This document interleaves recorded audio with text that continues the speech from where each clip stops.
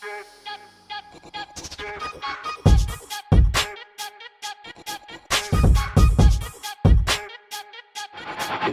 said, I am the way, the truth, and the life.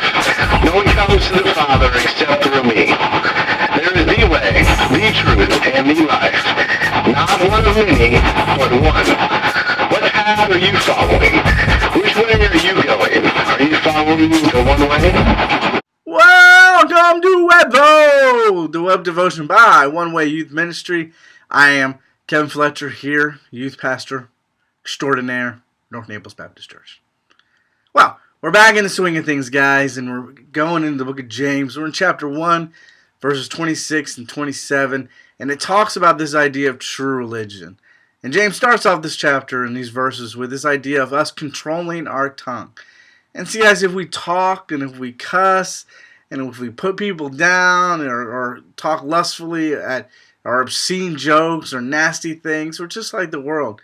And James says, you know what? That's just deceiving yourselves. Remember, you can fake me all you want. Probably fake your parents out and take teachers out. But really, if you're doing that and you're doing this whole fake religious thing, it's really just deceiving yourselves. So James talks about bridling your tongue or reining in your tongue. Remember, we talked about the image of a horse being controlled by a bridle. And so let's control our tongues. Let's try to keep a rein on those things. Because if we don't, then our religion is really just kind of worthless. And so then James goes in to talk about what true religion is. Now religion's gotten a bad rap, and probably rightfully so.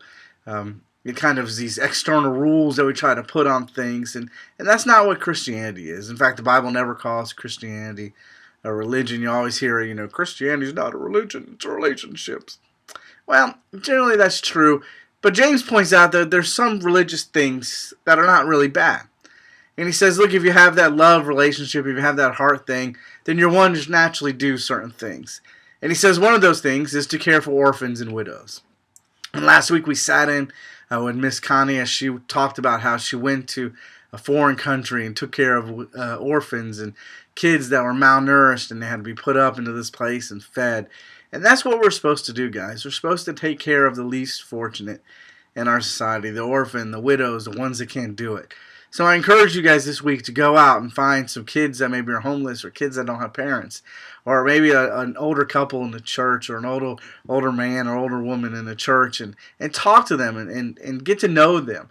He also says, you know what, this idea of controlling our tongue shows our religious place. And remember we talked about Matthew and where Jesus talks about that from the heart is where our speech comes from, and it's not the food we eat or the things we do that defile us, but it's from with our heart. So our tongue reflects kind of where our heart is at. And garbage in, garbage out is an old saying. You take in bad stuff, eventually that bad stuff's going to come out, and it's usually in the form of speech or talk or behavior.